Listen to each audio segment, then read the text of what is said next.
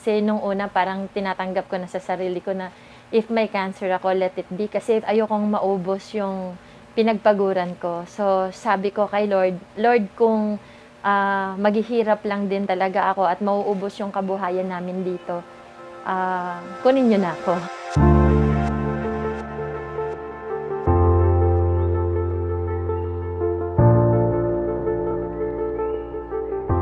Hello everyone! I am Maria Teresa Catabay Caranza. I am 43 years old and I am a master teacher too dito po sa Mandaluyong.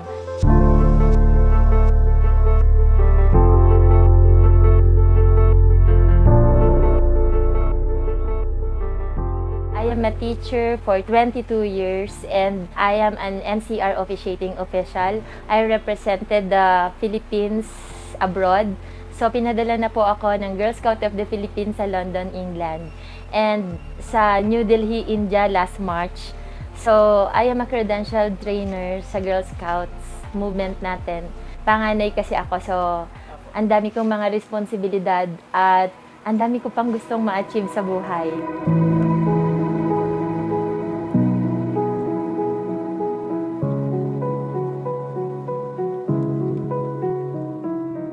I was so depressed way back 2019 when I am diagnosed with breast cancer. I have 22 cysts on my right and 13 cysts on my left.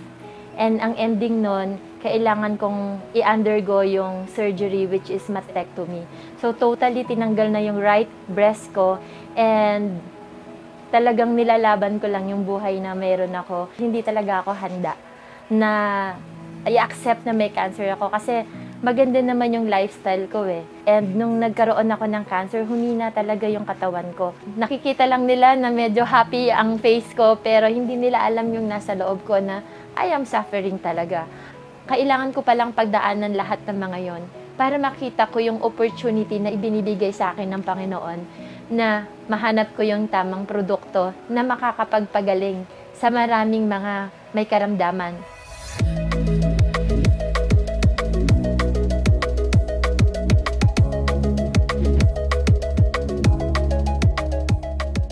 Actually, binalikan ako ng dati kong estudyante dahil nalaman niya na nagkaroon ako ng cancer. Yung dati kong estudyante na yun ay Girl Scout. Sabi niya sa akin, Tita, mag-JC Organic Barley ka. Dahil medyo skeptical ako, ni-research ko pa siya. Hindi talaga ako mahilig uminom ng mga mapapakla. Kaya, nung unang inintroduce sa akin to, nagdalawang isip pa ako.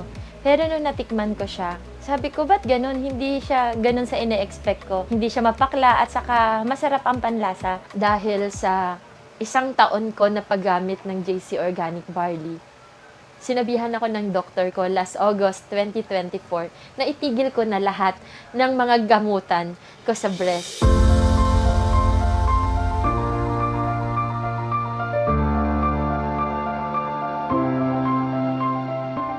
Dahil sa paggamit ko ng JC Organic Barley, sabi ng doktor ko after 1 year kong nag-take ng products, wag ko na daw ituloy yung mga pills ko. Sabi nga nila, ang greatest wealth natin ay yung pagiging healthy and everything follows. Kasi magagawa mo yung mga bagay na gusto mong magawa. Dati nga hindi ako nakakapagtakong na eh. Pero ngayon lagi ako nagtatakong, nakakaakyat pa ako hanggang 4th floor. Ganon kalakas yung energy na binigay nito sa akin. Wag na wag kang matatakot na ilaban mo yung buhay mo. Katulad ng paglaban ko rin sa buhay ko. Sabi nga, si God binibigyan tayo ng knowledge and opportunity para mahanap yung dapat na value natin bilang isang tao. And dahil sa kakahanap ko ng magdudugtong sa akin ng energy, na-meet din natin si JC Organic Barley.